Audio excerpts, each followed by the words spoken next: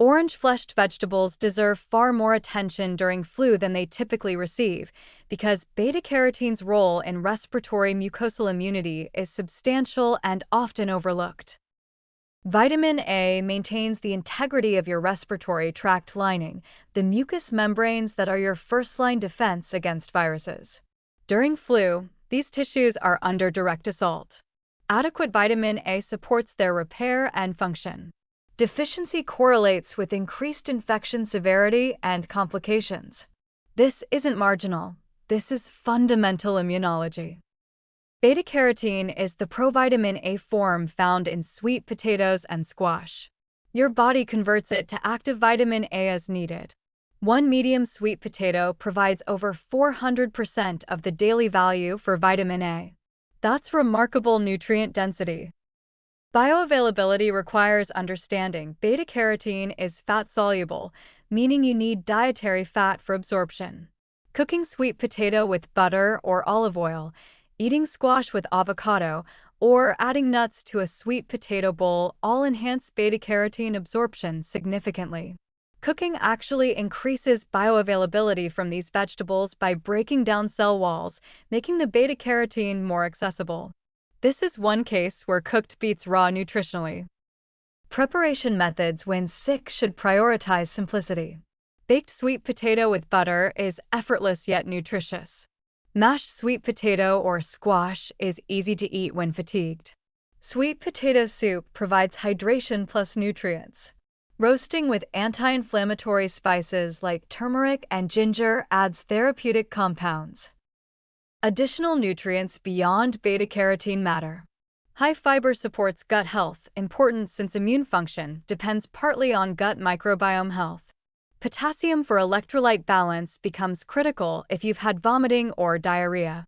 Sweet potatoes contain vitamin C, doubling down on immune support. Antioxidant polyphenol provides cellular protection during the oxidative stress of infection. Practical considerations for sick people: canned sweet potato and squash are nutritionally similar to fresh and vastly more convenient when you're ill. Preparing portions when healthy and freezing them means you have nutrient-dense food requiring just reheating. Sweet potatoes and squash need minimal seasoning.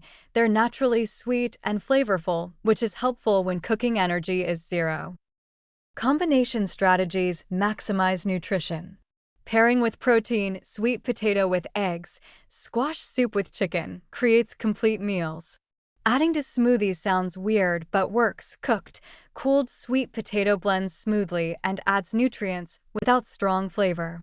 Using as a base for nutrient-dense meals, loaded sweet potato bowl with greens, protein, and healthy fat provides comprehensive nutrition. The vitamin A form matters for understanding benefits and limitations.